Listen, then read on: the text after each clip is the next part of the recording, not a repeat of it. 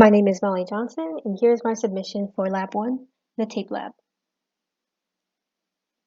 Purpose. So, the purpose of this lab was to use data measurements to calculate charges on everyday objects. In this case, we used tape and pens. We were to use known formulas such as F equals ma, F equals q times E, and E equals kq over r squared. We were to observe how differently charged objects interact with one another and predict how like and unlike charges will interact. Like charges would repel and unlike charges would attract. Observations. Predict what you would expect to see when two U-tapes are brought close together. Since both U-tapes would have like charges, then they would repel. And from my observations, both tapes did, in fact, repel. They were also attracted to a neutral object, in this case, my notebook. If the U-tape is positive, how does it react to a negative pen? Since the charges are opposite, they would attract. And if the U-tape is negative, it would repel from the negatively charged pen. If the U-tape is neutral, how would it react? The pen would be attracted to the U-tape, but the U-tape would not be attracted to the pen. And from my final observation, I determined that both U-tapes are positive. Since the momentum is not changing, what is the net y force of tape B? Well, since the momentum is not changing, there's no change in P, which means there's no change in V, or velocity, which also means there's no change in A, or acceleration. And since F equals ma, according to Newton's second law, that means there is no net force. As you can see in the free body diagram on the top right corner, there are two main forces that are acting on the tape, and that is gravity from the Earth on tape B and the electric force from tape A on B, and they are equal in magnitude and balance each other out. To calculate the force of gravity, Fg is equal to ma, where in this case, A is equal to 9.8 meters per second squared.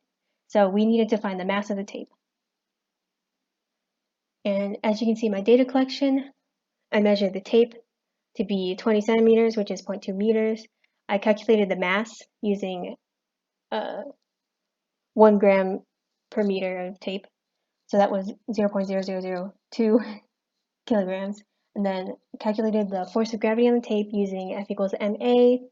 And since the electric force is also equivalent to the force of gravity, Fg equals Fe, which is also 0.002 newtons. Then I measured the distance between tape A and B while the tape was floating to be 1.5 centimeters.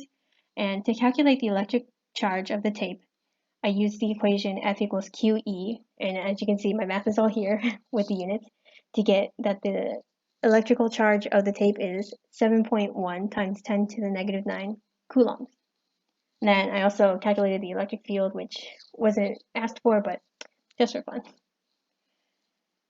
So to calculate the number of electrons on the tape, I took the charge and divided it by the charge of one electron, and I got that there were 4.4 times 10 to the 10 electrons on the tape.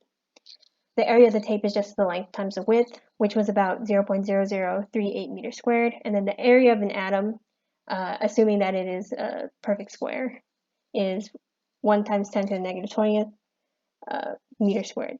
So the total number of atoms on the tape could be calculated by taking the area of the tape divided by the area of an atom, and you get 3.8 times 10 to the 17 atoms.